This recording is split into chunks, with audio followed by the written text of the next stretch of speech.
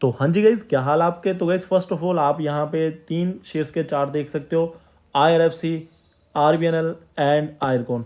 तो गाइज देखिए तीनों में आज आपको बढ़िया रिटर्न देखने को मिली। सबसे बड़ी बात यह है कि IRFC में मोर देन 15% की एक टाइम के लिए तेजी थी, 17-18% ऊपर चल रहा था। आयरकॉन भी 9-10% ऊपर गया आज। और उसी के साथ साथ अगर हम बात करें तो गाइज देखिए बहुत ही बड़ी इंटरेस्टिंग जो मैं बात बता दूँ आपको, मैंने आपको IRFC के कल ही एक वीडियो बनाई थी। देखिए गाइस, मैंने आपको बार बार बोला है कि जब भी मैं IRFC की वीडियो बनाता हूँ ना, तो उसके इमीडिएटली बाद आपको एक दो ट्रेडिंग सेशन में आपको इसमें रैली देखने को मिलेगी। उसके पीछे का रीज़न होता है जो हमारी फ्रिक्वेंसी ऑफ वीडियोज़ है IRFC के रिगार्डिंग, वो मैं तभी बनाता हूँ जब मुझे लग रहा हो कि हाँ भाई यहाँ पे कुछ हलचल होने वाली है। अब गाइस मैं आपको बता दूँ, मैंने आपको इसको 100 के टारगेट दिए थे इस साल के एंड तक, जो पिछला साल गया है 2023 के, तो वो आपको अचीव हो गए। फिर मैंने बजट से पहले बोला था पहले कि हाँ 100 आपको देखने को मिलेगा, वो पिछले साल ही हो गया। फिर मैंने आपको बोला कि ये आपको 120 125 के लेवल दिखाएगा, वो भी इसने दिखा दिए।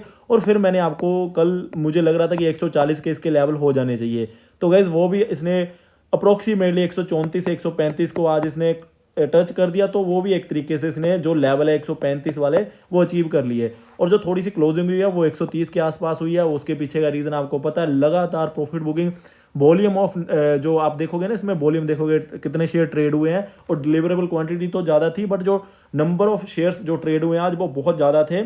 तो काफ़ी हैंड्स भी चेंज हुए हैं, तो जिसके चलते हुए एक अच्छी चीज़ ही होती है, वो कोई गलत चीज़ नहीं होती।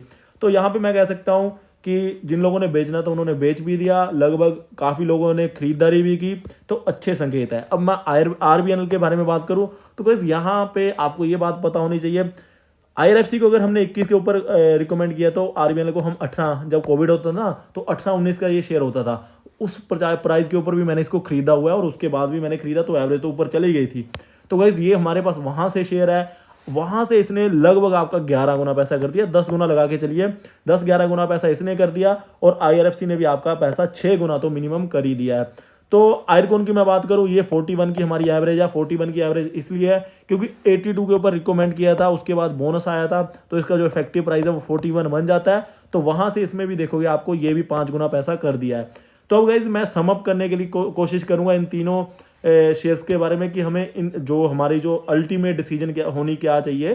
तो गाइज मैं बता दूं आपको, जो लेवल होते हैं वो लेवल कैसे डिसाइड किए जाते हैं। जो भी हम आपको वीडियो बनाते हैं उसके पीछे कुछ रीजंस होते हैं। रीजंस ये होते हैं, एक तो गाइज देखिए फंडामेंटली शेयर्स को देख लिया, वो भी ठीक है। फिर उसके बाद फ्यूचर का स्कोप क्या है, वो भी ठीक है। उसी के साथ साथ गाइज देखिए इनके पिछले फिनेंशियल्स कैसे है, वो भी ठीक है। तो सारे पैरामीटर में ये कंपनियां सही थी। और साथ ही साथ में आपको मैंने एक बात बोली थी कि जो इन फ्यूचर जो प्रोजेक्शंस है ना, हमें जो न्यूज़ देखने को मिल रही है गवर्नमेंट की ओर से, वो भी हमें माइंड में रखनी पड़ती है चीज़ें। तो उनको मैं माइंड में रखते हुए मैंने आपको ये इनके जो तीनों के टारगेट दिए थे, जो आपको अप्रोक्सीमेटली हिट होते हुए दिखाई दिए हैं, वो मैंने वो न्यूज़ को भी, जो अनाउंसमेंट्स गवर्नमेंट की आ सकती है, उनको माइंड में रखते हुए बोले थे। और मैंने आपको ये बात भी बोली थी खासकर IRFC के रिगार्डिंग। मुझे पता है जो हमारे काफ़ी व्यूवर्स हैं उनके पास IRFC भर भर के शेयर है, और उनके पोर्टफोलियो का 70% जो इस टाइम के लिए पोर्शन है ना, वो IRFC का हो चुका है। क्यों? क्योंकि IRFC इतना ज़्यादा बढ़ गया है। तो गाइज देखिए, इन्वेस्टमेंट आपने हो सकता है 10% की हो अपनी पोर्टफोलियो की IRFC में, बट अब वो 70% उसको कर चुका होगा।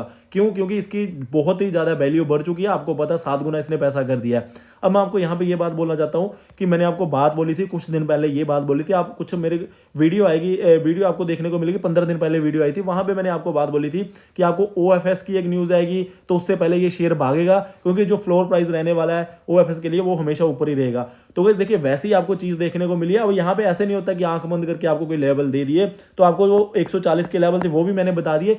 इवन गाइज मैं आपको बता दूं, ये 160 भी आपको दिखा सकता है।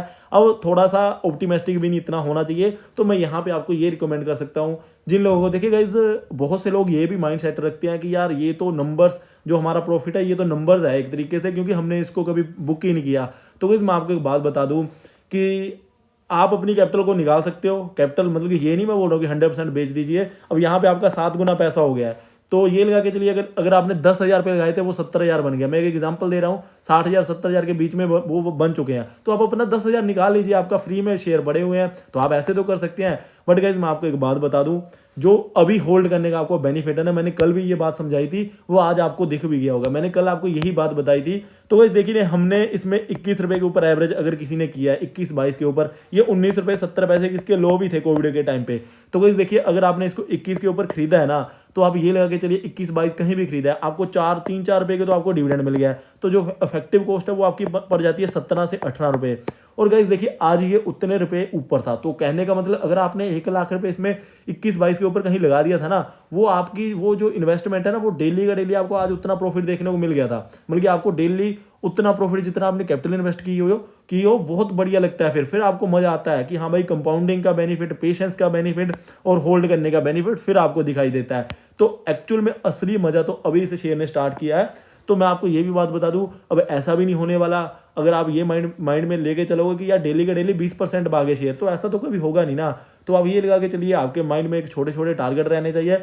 मैंने आपको 150 या 140 के टारगेट दिए थे, एक तरीके से इसने उसको अचीव कर लिया है। तो आप ये लगा के चलिए कि अगर इस साल में ये हमें 170 के ऊपर भी देखने को मिलता है ना, तो हम सेटिस्फाइड रहेंगे। अगर ये 2024 के एंड तक अगर 150 का भी रहेगा तो भी हमें जो इसने रिटर्न देनी थी वो दे दिया है। तो आपको ये माइंड में रख के इसमें काम करना चाहिए, तभी आप इस शेयर को होल्ड कर पाओगे। अदरवाइज आपके माइंड में फिर काफ़ी चीज़ें आएंगी कि यार अगर इसमें देखिएगा इस कंसोलिडेशन का फेज स्टार्ट होता है, अगर हो सकता है कि इसमें 10-12 दिन कंसोलिडेशन चले। जैसे मैंने पिछली बार इसमें कंसोलिडेशन आई थी 80 to 100 के बीच में, मैंने आपको बोला था कि 2-3 महीने कंसोलिडेशन चलेगी, तो वहां पे 2-3 महीने ये रुका था। तो गाइस अगर ऐसा फेस आएगा फिर आपको मजा नहीं आएगा। कुछ लोग बोलते हैं कि यार पहले तो 20% भाग गया कि दिन अब भाग नहीं रहा। तो आप अपने माइंडसेट को ऐसा कर लीजिए कि भाई जो हमारे टारगेट थे 140 या 130 के, इस साल में ये 130 का होना चाहिए, वो हो चुके हैं। तो आपको ये होना चाहिए अगर ये फर्दर मूवमेंट ना भी देना तो हमें 2024 तक होल्ड ही करना है एंड तक। फिर उसके बाद रिवाइज टारगेट देखेंगे और कंपनी कैसा काम कर रही है वो चीजें देखेंगे। तो कोई भी शेयर है, मैं आईआरएफसी नहीं बोल रहा हूँ, कोई भी शेयर अगर आपने उसको लॉन्ग टर्म होल्ड करना है ना, मुझे काफी मैसेज आते हैं कि आप इतना लॉन्ग कैसे होल्ड कर लेते हो। देखिए गाइस मेरे पास more than 3 years I think, हाँ 2.5 से 3 साल के बीच में कुछ टाइम होएगा जब से ये मेरे पास शेयर है 21-22 की जो एवरेज है, इतनी सारी क्वांटिटी उठाई हुई है। तो गाइस देखिए सिर्फ यही नहीं मैं बोल रहा हूँ, मेरे पास ये भी है, सारे शेयर है हमारे पास। टाटा मोटर की एवरेज 94, एसबीआई की एवरेज 172 के आसपास है। तो गाइस ऐसे काफ़ी शेयर है जो हमारे पास काफ़ी नीचे एवरेज है। उज्जीवन स्मॉल फाइनेंस बैंक 17 की एवरेज है। और उसी के साथ साथ अगर मैं आपको एक और बात बोलूँ, ट्राइडेंट वो 8-9 रुपये के आसपास था। हमारी जो एवरेज है ना वो 4 के ऊपर भी हमने खरीदा, कोविड के टाइम पे काफ़ी शेयर खरीदे थे। तो गाइस मैं आपको बता दूँ कि एक जो माइंडसेट होता है ना वो आपको चेंज करना पड़ेगा। अब इसमें आप वो माइंडसेट लगा के चलिए। देखिए गाइस 100 का होता था 130 का हो गया है, तो 30% की रिटर्न आपको ऑलरेडी 15 दिन में इस साल में देखने को मिल चुकी है। तो आप अपने माइंड में ये लगा के चलिए कि अगर ये 130 का ही रह जाए एंड में, फिर भी हमें इसने 30% की रिटर्न दे दी है। और जब कंपाउंडिंग का बेनिफिट होगा ना इन फ्यूचर, फिर आगे 130 के ऊपर 30% की रिटर्न 25 में मिलेगी, 26 में मिलेगी, तो आपको 2030 में ना इसके जो लेवल है और इसके जो डिविडेंड्स आए होंगे, मैंने आपको ये भी बात बोली थी, जो डिविडेंड्स आते हैं वो री इन्वेस्ट करने हैं। इसके आते हैं, इसके आते हैं या इसके आते हैं, री इन्वेस्ट करते रहना है। तो अब गाइस आपको बातें समझ आ रही होगी। उस टाइम पे क्या होता था, 21-22 का ये शेयर था और इसमें जो डिविडेंड यील्ड थी वो 7 से 8% के आसपास आ रही थी। तो कहने का मतलब कि आपको 7-8% एक तरीके से वो रिटर्न आ रही थी। तो मैंने आपको बोला था कि उसी प्राइस पे आपने उसको री इन्वेस्ट कर देना। अब जिन लोगों ने री इन्वेस्ट किया ना, वो शेयर बढ़ गए थे और जिसके चलते आपको आज वो भी एक बेनिफिट देखने को मिल रहा होगा। तो आपने बेचने का नहीं सोचना है। और मैंने ये बात बता दिया, कैपिटल को निकाल लीजिए जो आपने इन्वेस्ट की थी। अगर आपको थोड़ा सा भी डाउट है, काफ़ी लोग बोलते हैं, क्योंकि मेरे साथ जो बातें भी होती है कई लोगों की, वो बोलते हैं कि यार ये तो नंबर्स हैं हमारे लिए प्रॉफिट, हमने तो इसमें से कुछ बुक नहीं किया। ये आपके माइंड में भी बात आ सकती है। तो आपको क्या करना है, मैंने आपको बता दिया है। अगर आपने इसमें 10,000 लगाए होंगे, काफ़ी नीचे जिन्होंने लगाए थे, तो आपका गाइज ऑलरेडी 60 से 70,000 बन चुका होगा। जिन्होंने 22, 23, 25 कहीं पे भी खरीदा है, 50,000 भी बन चुका होगा। तो आप अपना 10,000 निकाल लीजिए। फ्री में शेयर पड़े हैं, तो आपको ये थोड़ी ना होना चाहिए कि हाँ भाई मेरी कैपिटल लगी हुई है, फिर आप बिल्कुल फ्री माइंड हो सकते हैं। बाकी गाइज अगर आप इसमें से सारी इन्वेस्टमेंट निकाल भी लोगे ना, तो आपने इन्वेस्टमेंट कहाँ करनी है ये भी आप माइंड में रख के चलिए। फिलहाल के लिए रैली में सारे शेयर हैं, तो ये तो परफॉर्मेंस दे रहे हैं ना, तो फिर तो वही बात हो गया ना, एक गाड़ी तेजी से चल रही है, हम उसमें से उतर के किसी और भागती हुई गाड़ी को पकड़ने के चक्कर में उसमें से भी उतर जाएं और कोई ऐसी गाड़ी पकड़ लें जो चली नहीं रही है, वो खड़ी हुई है और 1-2 घंटे या 1-2 साल अभी नहीं चलेगी। तो ये चीज़ मत करिए, इसमें बने रहिए। हाँ, अब बहुत सी बात लोगों की माइंड में ये भी बात आती है कि यहाँ पे खरीदा जाए, क्योंकि ये तो बहुत से लोगों ने तो 7 गुना पैसा कर लिया है, हम क्या करें, हम 130 के ऊपर खरीदेंगे, हम तो कैसे पैसा बनाएंगे।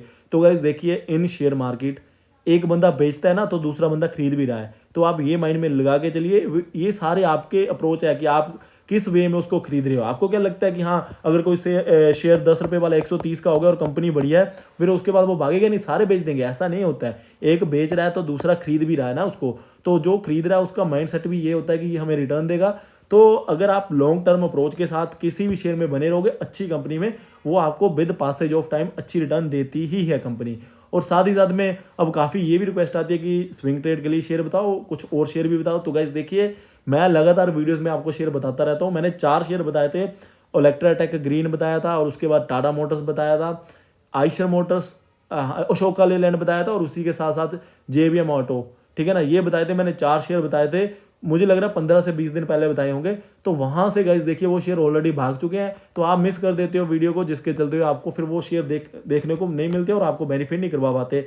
तो आप क्या करिएगा गाइस, मैं आपको बता रहा हूँ, कोई भी वीडियो आती है आप उसको ध्यान से देखिए और सुनिए। और गाइस देखिए, ये जरूरी बात नहीं होती है कि आपको डेली का डेली यहाँ पे शेयर्स को आपको बाय सेल करना ही है। जो अगर आपके पास कोई अच्छा शेयर है ना, आप उसको होल्ड करके चलिए। आपको क्या मतलब है कि यार कोई और कंपनी आ रही है, वो तेज ना भाग जाए, हमारे पास जो शेयर है क्या ये रुक तो नहीं जाएगा? ये चीज़ सोचने का तो मतलब ही नहीं होना चाहिए। भागती हुई गाड़ी में बैठे हुए हो, उसमें से उतर के कोई और तेज गाड़ी को ढूंढने के चक्कर में उसमें से भी उतर जाओ, ये सही बात नहीं होती है। तो कैपिटल वाला मैं आपको सभी को बता चुका हूँ। यहाँ पे अब ये कंप्लेंट नहीं होनी चाहिए कि यार हमारा पैसा हमने इन्वेस्ट किया था, हमने 30 के ऊपर इन्वेस्ट किया था, हमें तो कोई मज़ा ही नहीं आ रहा, हमने कौन सा उसको बुक किया है, हमारे पैसे तो एज इट इज़ वो एक नंबर्स है। तो वहाँ पे आप, मैं बता चुका हूँ कि आप अपनी कैपिटल को जो आपने इन्वेस्ट की थी वो निकाल सकते हो, क्योंकि इतने 4-5 गुना तो पैसे हो गए हैं अगर आप उस माइंड सेट से हो। बाकी मैंने ये भी बात बता दी है, अगर कोई बेच रहा है तो कोई खरीद भी रहा है। अगर आप खरीद रहे हो तो आपका वो माइंड सेट होना चाहिए कि हमने अभी स्टार्ट किया है, हमें 4-5 साल बाद ऐसे ही सिचुएशन में हम भी अपने आप को देखेंगे, तो उनको और भी ज़्यादा बेनिफिट हो जाएगा। अब हाँ, अगर आपने कोई ऐसा छोटा 20-25 रुपये वाला शेयर ढूंढना है और 130 वो हो जाए, वो भी मैं आपको यहाँ पे वीडियो में बताता रहूँगा। उसके लिए आप हमारे साथ बने रहिए, बेल आइकन को प्रेस कर लीजिए, चैनल को सब्सक्राइब कर लीजिए। Thank you guys for watching. जय हिंद।